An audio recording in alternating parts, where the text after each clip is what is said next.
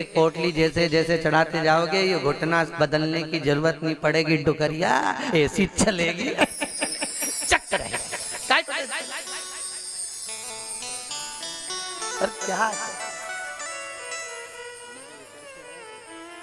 कमरा भी है, शादी आई एक में 6 भरा, 6 इसलिए भरा तुम रात भर सत्संग करो, भजन करो, स्मरण करो, और जितना सत्संग का आनंद हो सकता है। अपनों के बीच में तो हमेशा रहते हो, पर दूसरे को एडजस्ट करना तो सीखो। जरा विचार करो, तुम अपने कमरे में दूसरे को एडजस्ट नहीं कर रही तो ऊपर जाएगी तो भोलेनाथ कैसे एडजस्ट करेगा? सोचो तो शरीर है, विचार तो करो।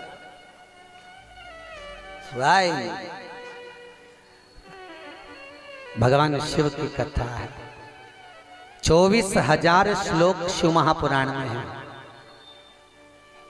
12 संहिता, और एक एक संहिता भगवान शंकर को समर्पित है।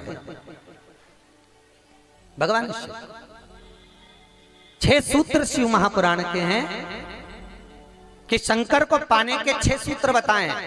पहला, मस्तक पर तिलक लगा दो, त्रिपुंड लगा दो, नहीं लगा सकते तो गले में रुद्राक्ष की माला पहन लो। इतना भी नहीं कर सकते, तीसरे नंबर का सूत्र है कि भगवान शंकर का मंत्र जाप कर लो, नमः शिवाय, ओम नमः शिवाय। ये भी नहीं कर सकते तो मंदिर में शंकर जी को 1 लोटा पानी चढ़ा दो, चौथा सूत्र। 5वां सूत्र है, इतना भी नहीं कर सकते तो किसी शंकर के मंदिर के पास में से निकल कर चले जाओ तो शंकर के मंदिर का शिखर का दर्शन हो जाएगा। शिखर दर्शनम सर्व पाप नाशनम, बस उतना भी बहुत है। ये 5।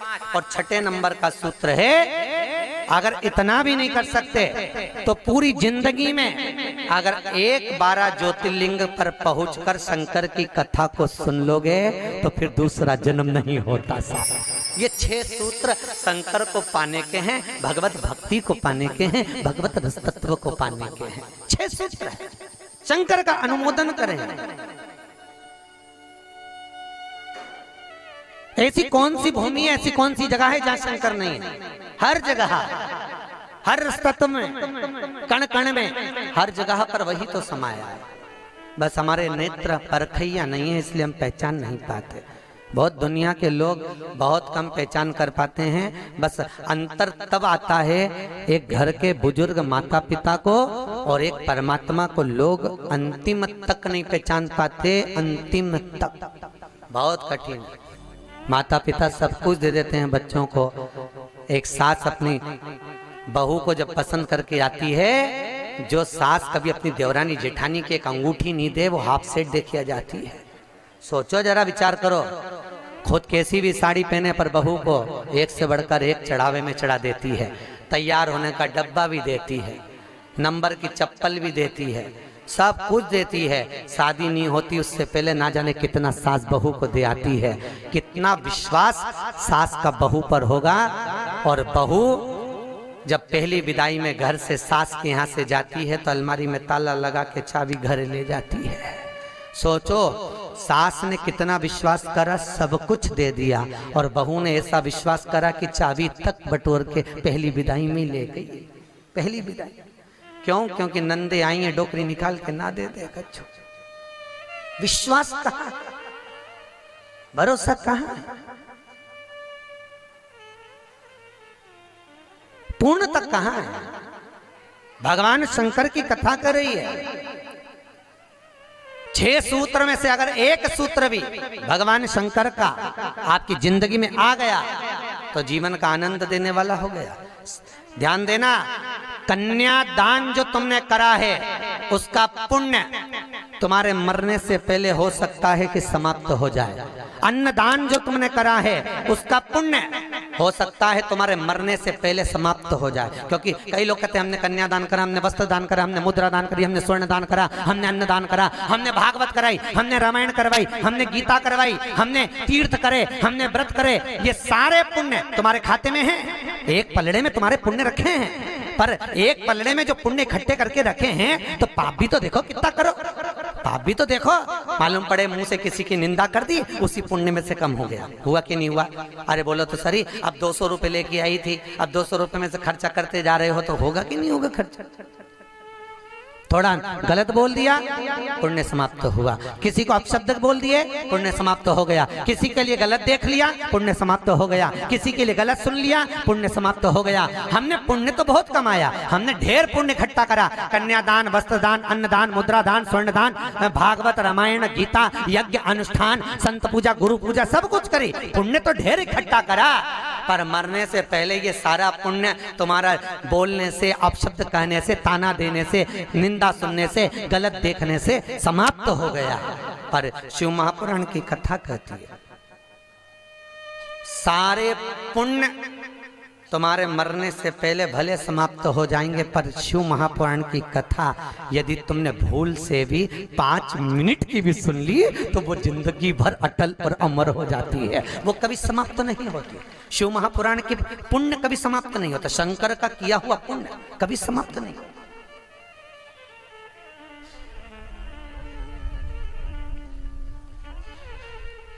आज वो कोई कह रहा था, गुरुजी वो हम पोटलियां बना के लाए हैं तो एक एक मंदिर में पोटली चढ़ाएं और कई चढ़ाएं। हमने कहा लो, आए हो इतनी दूर तीर्थ करने के लिए, 5 रुपया, 10 रुपया, 2 रुपया करो, जो तुम्हारी मर्जी पड़े चढ़ाओ। 84 महादेव का क्या बार-बार दर्शन करने जाओगे? ब्रज 84 कोस की परिक्रमा तो तुमने ना जाने कितनी बार लगा ली होगी ब्रजमंडल में पहुंचकर, पर 84 महादेव का दर्शन करने के लिए आए हो। और वो 84 महादेव जिसको स्वयं भगवान शंकर की बहन छिप्रिया ने प्रकट किया था, शंकर के ही रूप तत्व से 84 रूप में उनको प्रकट किया है। पूरे विश्व में कहीं पर नहीं है, केवल उज्जैन में, केवल उज्जैन। तो भगवान शंकर की कथा कर रहे हैं, भगवान भोलेनाथ का चरित्र वर्णन कर रहा है। 6 सूत्र में से एक सूत्र भी अपनी जिंदगी में उतारा तो जीवन सार्थक हो गया। मात्र भगवान शंकर की पावन कथा का रसतत्व ग्रहण करें। एक देवराज नाम का ब्राह्मण शरीर में ताप पड़ गया, और शरीर में ताप पड़ने के कारण बहुत ताप पड़ा तो शंकर के मंदिर में पहुंच गया, बैठा। अब वहां तो थोड़ी थोड़ी देर में शंकर के मंदिर में कथा हो रही थी, प्रवचन चल रहे थे, शिव महापुराण का चरित्र चल रहा था, और ये थोड़ी थोड़ी देर में पंडित जी चिल्लाएं हर हर महादेव। अब जैसे पंडित जी चिल्लाएं तो इसके शरीर में ताप पड़े, इसको आ रहा बुखार। अब बुखार आए और कहीं का चिल्लाए, सिर दर्द हो और कहीं का चिल्लाए तो बड़ा बुरा लगे महाराज। अब इसको तो बड़ा अंदर से खटकाओ कि बताओ मेरे तो शरीर में ताप पड़ रहा, महाराज हर हर महादेव चिल्ला रहा, पर बोल सकता नहीं। ताप पढ़ते पढ़ते पढ़ते पढ़ते थोड़ी देर में ये यहाँ से चला शंकर के मंदिर से कथा श्रवण कर कर थोड़ी देर भले ताप पड़ा, बुखार आया, सिर दर्द हुआ, सब कुछ हुआ, पर शंकर की कथा तो शरीर में पहुंच गई, इस आत्मा तक पहुंच गई। होता है जब घर से चले होगे तो सोचे पाँव दुख रहा है, बुखार आ रहा है, सर दर्द हो रहा, ये हो रहा, वो हो रहा, पर शंकर के धाम में पहुंच गए तो अब ये सोच लो कि तुम शंकर के हो गए, तुम शिव के। यहाँ बिठले सेवा समिति के कहने पर नहीं आए, यहाँ पाठक जी के कहने पर नहीं आए, यहाँ हमारे कहने पर नहीं आए, यहाँ तो हम भी बुलाते तो तुम नहीं आते, क्योंकि ये नगरी महाकाल की है। महाकाल का राजा है महाकाल, और महाकाल राजा का एक नियम है, यहाँ कोई राजा, कोई मंत्री, कोई बड़े से बड़ा राजपाट वाला इस नगरी में रात नहीं रुक सकता, यहाँ का नियम है। क्योंकि यहाँ एक ही राजा, कौन सा? महाकाल राजा, बस उसी का राज्य चलता। तो जब उसके घर में आए हो तो हम कौन बुलाने वाले? बोलो तो सही। उसने बुलाया, उसने ठहराया, उसने खिलाया, उसने घुमाया, 5 दिन घूमो फिरो, उसका दर्शन करो, आनंद करो, घरे जा। घर वाले पूछे कहाँ गई थी तो कहना महाकाल के घर गई थी, उसने बुलाया। रामकृष्ण परमहंस जी से एक ने कहा, रामकृष्ण परमहंस जी से बोले, अरे रामकृष्ण परमहंस जी, हमने सुना है कि माता जगतजननी जगदम्बा शारदा भवानी माँ देवी आपसे बात करने के लिए आती हैं, आपसे मिलने के लिए आती हैं। रामकृष्ण परमहंस जी ने कहा, तो रामकृष्ण परमहंस जी, अगर देवी जी तुमसे मिलने आती हैं, देवी जी तुमसे बात करने आती हैं, जगदम्बा तुमसे मिलने के लिए आती है, तो रामकृष्ण परमहंस जी एक काम करो ना, एक आध बार माता जी को हमारे घर भी भेज दो। हंसी उड़ाने वाले तो कुछ भी बोल देते हैं, एक आध बार माता जी को हमारे घर भेज दो।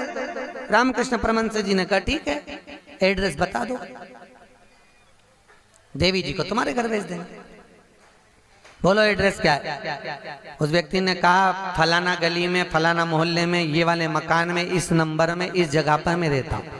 रामकृष्ण परमहंस जी ने कहा, स्वामी विवेकानंद के गुरु रामकृष्ण परमहंस जी कहते हैं, जो एड्रेस आपने दिया ये तो आपके घर का है, ये आपके घर का एड्रेस है, आपका एड्रेस दीजिए, आप कहाँ रहते हैं। उसको लगा मैं दुकान पे रहता हूँ, तो हो सकता दुकान का मांग रहा है, उन्होंने दुकान का एड्रेस दे दिया। रामकृष्ण परमहंस जी बोले ये तो दुकान का एड्रेस है, आप कहाँ रहते हो, आपका एड्रेस दो। तो रामकृष्ण परमहंस जी के शब्द सुने तो उस व्यक्ति ने कहा ये हमारा ही तो एड्रेस है। रामकृष्ण परमहंस जी बोले जिस घर का एड्रेस दिया वो तो घर का है, जिस दुकान का एड्रेस दिया वो तो दुकान का, कि दुकान यहाँ है वो वहाँ घर है, तू कहाँ रहता है, तेरा एड्रेस बता, तू रहता कहाँ है। रामकृष्ण परमहंस जी के शब्द सुने, उसने चरण पकड़ लिया और रामकृष्ण परमहंस से पूछा आप बताओ कि मेरा निवास कहाँ है।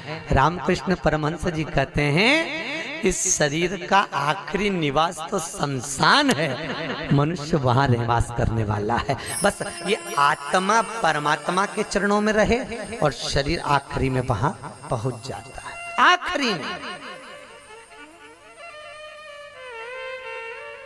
बड़े आश्चर्य में लोग बताते हैं हम वहां रहते हैं, तुम नहीं रहते, तुम्हारा घर रहता है, तुम चले जाओगे घर में ही रह जाएगा, अभी तुम्हारा एड्रेस है फिर तुम्हारे बेटे का हो जाएगा। अरे बोलो तो, फिर बेटा गया पोते का हो जाएगा, पौता गया पर पोते का हो जाएगा, वो तो घर का पता है, तुम्हारा एड्रेस क्या है, तुम किस पते पे रहते।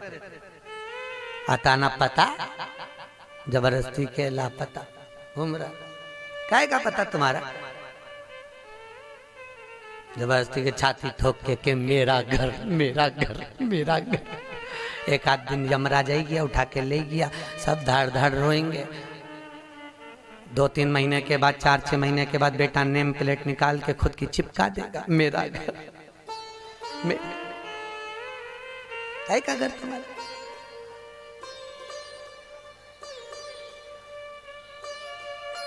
क्या कहा, सज धज के जिस दिन मौत की सहजादी आएगी, न सोना। हमसे भी लोग कहते हैं गुरुजी तुम कथा वाचते हो, इतना सारा सोना मोना पहन के पहनते हो, तो हमने कहा जजमान लोग दे तो क्या नहीं पहने।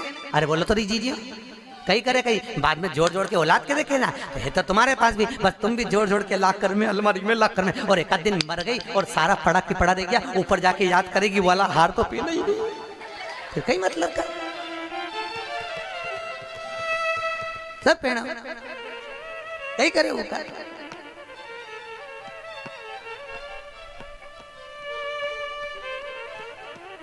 उसका करे क्या, जितनी साड़ी धरी है सब पहन लो जीजियों, बाद में किसी काम की नहीं, सब धरी ले जाए। ऊपर जाती जाती यमराज सेकेगी, नीली वाली तो पहनी नहीं थी, अभी पीको लगवाई थी, एक बार फिर से छोड़ दे वंश मोर, फिर से छोड़। भगवान भी यमराज भी कहेगा चल ऊपर चल, अब कहीं नहीं पहने, ले गया वही करे। खूब जोड़ा, आखिरी में यही छोड़ा, और फिर इतना बड़ा फोटो टंगा, उनमें प्लास्टिक के फूल की माला, और वो भी पंखा में माला यूं हिले, पंखा में माला हिले और डोकरी फोटो में स्माइल दे। वो डोकरी भी इसलिए स्माइल दे कि बेटी हम भी जोड़ जोड़ के मर गए, यही टंग गए, तुझे भी टंगना है, इसलिए डोकरी भी ऐसे यही टंगे से जोड़ो। कुछ नहीं खाया, खूब जोड़ा, खाना खाने की फुर्सत नहीं थी, साथ सवेरे 8 बजे से रात को 10 बजे तक दुकान नहीं छूटे।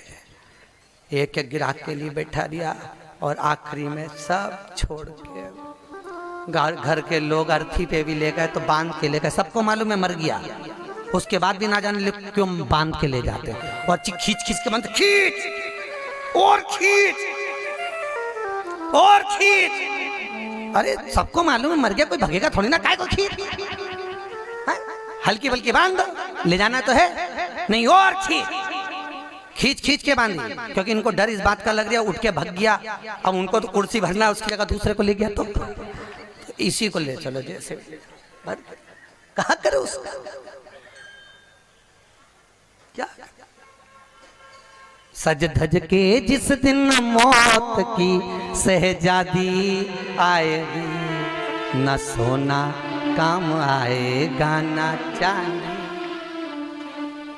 छोटा सा तू कितने बड़े अरमान हैं तेरे, मट्टी का तू सोने जैसा मान है तेरे। मेरे को नहीं जानते, मेरे को नहीं पहचानते? अरे भेरू तुझे तो सब जाने, कोई नहीं, मेरे को नहीं जानते। मट्टी का तू सोने जैसा मान है तेरे, मट्टी की काया एक दिन मट्टी मिल जाएगी, न सोना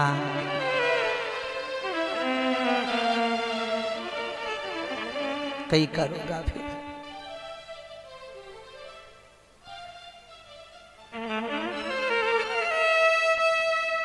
गीता वाटिका गीता प्रेस में कथा बाची, क्या 3-4 साल हो गए गीता प्रेस गीता वाटिका।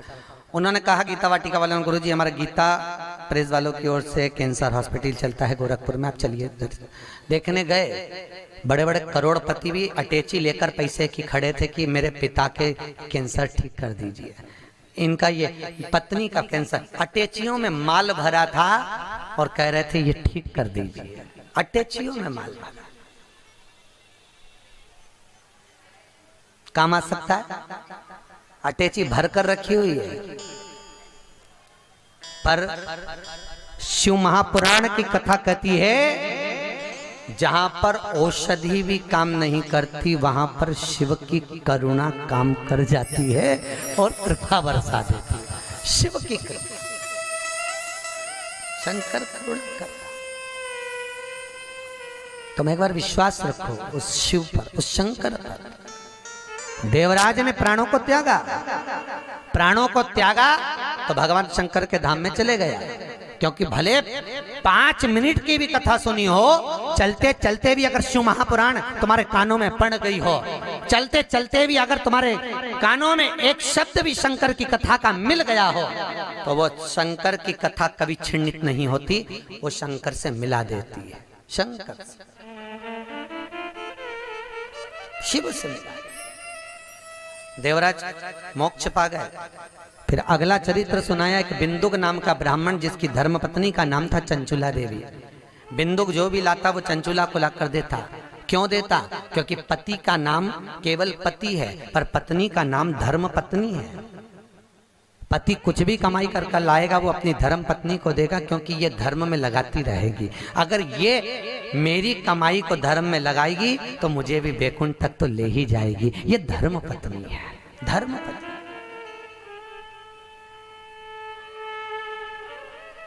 एक कथा के मुख्य यजमान गोपाल मंदिर वाले महाराज जी बने हैं, पंडित जी, पाठक जी, परंतु इनके मन में कथा का आया ना आया वो बात की बात है, पर धर्म पत्नी हमारी भाभी जी, इनका मन में कथा सुनकर मन में भाव आ गया, गुरुजी एक कथा कराओ, बस ये कृपा।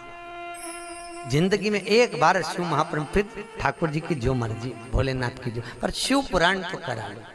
हजारों हजार भागवत, हजारों हजार राम कथा, हजारों हजार गीता का स्मरण करने पर भी जो पुण्य प्राप्त नहीं होता वो मात्र एक दिन की, मात्र 5 मिनट की शिव महापुराण श्रवण करने से प्राप्त हो जाता है। साहब शंकर की कथा का रसतत्व ग्रहण करने से प्राप्त हो जाता है, मात्र एक क्षण की, एक क्षण। और बहुत किस्मत वाले हो साहब, आपके बच्चों ने, आपकी बहुओं ने, आपकी बेटियों ने, आपके परिवार वालों ने आपको जमा कर सूटकेस अटैची जमा कर भेजा है साहब। आपकी बहुओं को, आपके बेटों को, आपकी बेटियों को धन्यवाद दूंगा। उन्होंने कहा मम्मी जाओ, पापा जाओ, हम बोलते हैं, हम बुक कराते हैं। और मैं धन्यवाद दूंगा पाठक जी आपके भी बहन बेटियों को। उन्होंने कह दिया मम्मी तू कथा करवा, पापा आप लग रहो, अपन करते हैं व्यवस्था, सब आनंद होगा, कथा का अलमस्त हो। ये जीवन का सुख है साहब। याद रखना, कोई एक बेकार काम करते हैं तो हमारे पितरों को लोग देखने तक नहीं जाते, पर घर का एक व्यक्ति भी अगर पुण्य का कार्य कर लेता है तो उसके पूर्वजों की पीठ स्वयं नारायण जाकर थपथपाते हैं कि तेरे वंश में कोई पैदा हुआ जिसने सत्कर्म करा, सत्कर्म किया।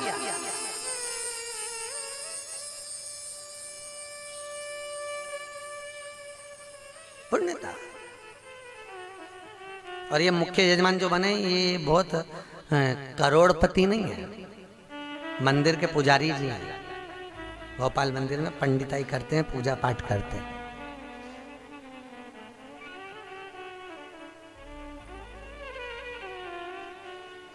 उसमें भी शायद मेरे हिसाब से, मेरी सोच से तो 3-4 हजार रुपये महीना कुछ मिलता होगा। उसके बाद भी मन देखिए कि नहीं, कथा रस तत्व हो महाराज, श्रवण करें, जीवन का सुख पाए।